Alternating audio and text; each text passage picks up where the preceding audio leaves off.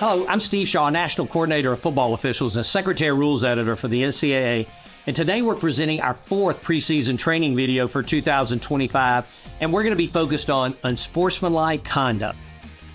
Now, feedback from our rules committee, we've been using great judgment on celebration fouls. We're not being overly technical, but we're penalizing these actions when they go too far. So good job. And the expectation is any taunting action, anything that is focused and directed at an opponent must be flagged, no let up there. And we all know any form of gun violence is unacceptable in our game. And now we've added in our rules, brandishing a weapon is an automatic unsportsmanlike conduct foul. So we've done a good job with unsportsmanlike conduct. You're going to see some really good work from our bowl season, a few things that we can learn from. But unsportsmanlike conduct and penalizing those actions is an important tool in keeping our games under control. So with that, let's get on into our video. Our first play illustrates one of our specifically prohibited acts in our unsportsmanlike conduct rule, what we call an automatic and unsportsmanlike conduct. And the act is flipping into the end zone. And we see number 0 here. He breaks free for a great punt return, and then he's going to flip into the end zone, definitely taunting his opponent. Now, as we know, this unsportsmanlike conduct foul, if it's a live ball foul, it'll take the touchdown away and will be penalized from the spot of the foul. And we see that the player leaps from the 2-yard line, so that's the spot of the foul, clearly a live ball foul. Now, we need to be consistent on making this call. And if there's any question as to whether the somersault starts in the field of play or is in the end zone, we want to make it a dead ball, unsportsmanlike conduct foul. But if it's clearly in the field of play, like this flip, then it's a live ball foul and it will be penalized from where the player starts the flip. Play 2, we see the quarterback. He hands to the back up the middle, and the back scores, making it 32-0. Now, he spikes the ball, and then the entire team comes to the end zone to celebrate. And we get multiple flags down, and we're going to get an announcement from our referee. Anthony Rubio. Unsportsmanlike conduct on the whole 42. 15-yard penalty to be assessed on the kickoff. He came to Florida. Now, this was a good decision to make this unsportsmanlike conduct foul by the offense on the entire team. And that has very significant ramifications, as we know. First, it gives all players on that team an unsportsmanlike conduct counter. And as we know, any subsequent unsportsmanlike act by any player of that team would be their second UNS and would require ejection. In addition, had any player had an unsportsmanlike conduct foul earlier in the game, this would be their second unsportsmanlike conduct foul, and that would require ejection as well.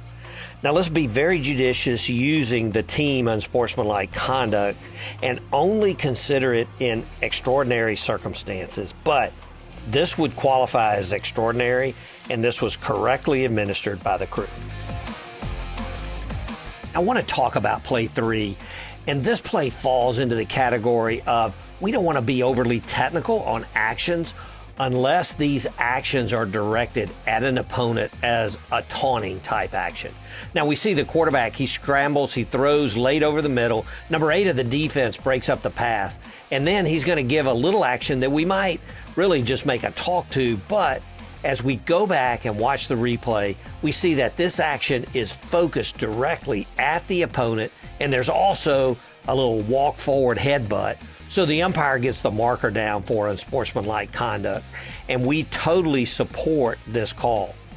And if we see this action, we should use good judgment, and it really wouldn't be a foul unless it's directed at the opponent, is considered taunting, and number 8 is clearly taunting the receiver here. It's a correct call, and this helps us keep our games under control. Good job.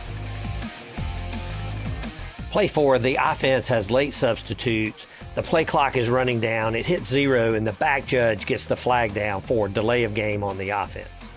Now, the offensive coach, he states he tried to call timeout, but he didn't get it in time based on the judgment of the wing officials, and we penalized the 5 yards for delay of game. Now, we see the antics by the head coach. He comes out onto the field. He argues. He's very demonstrative, and our side judge comes in and puts the marker down. Now, the referee does a good job of walking the coach back to the sideline, gives him an explanation, and then we get an announcement from our referee. Sideline warning. UConn, that is their first warning of the game.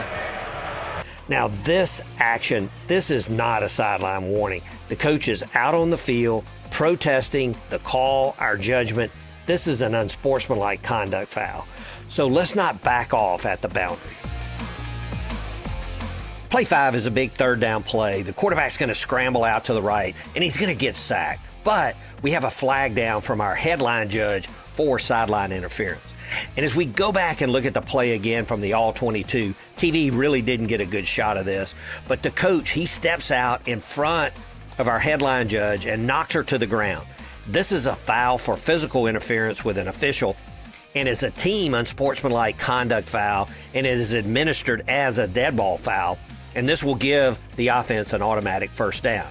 Now, note the new editorial change for 2025. If the individual who committed the physical interference can be readily identified, it's an unsportsmanlike conduct foul on that individual. So this coach in this situation would have an unsportsmanlike conduct counter applied to them. Play 6, we're late in the fourth quarter. The offense leads in the game by 2 points, and they get a handoff to the back, and he's going to have a huge hole, and he breaks it for a touchdown. Now, we get flags down after the score for unsportsmanlike conduct. As we see the ball carrier, he's going to throw the ball up into the stands. And this is one of our automatics, and so good job by the crew. No hesitation in getting the marker down. Now, we know the penalty can be enforced on the try or the succeeding kickoff, and because we're late in the game, and now the score differential is 8 points, we need to get to the coach of the offended team, as he may want to have this enforced on the try as opposed to the normal default on the succeeding kickoff. An 8-point lead versus a 9-point lead with just over 2 minutes left in the game could be big. But the crew did a good job. He wanted it on the kickoff, and that's what we did. So good work by the crew here. Play 7, we see the quarterback drops back. He's going to try to step up, but he is sacked. Now, we get a flag down from our referee, and we get a good announcement. Roberts. After the play was over, personal foul, unnecessary roughness, number 81 on the defense. 15-yard penalty results in an automatic first down. In the replay, we see that number 81, he reacts and pops the offensive player in the face. Now, this is good alert by the referee and staying with the action and getting the marker down. But I think we'd be better here going with unsportsmanlike conduct.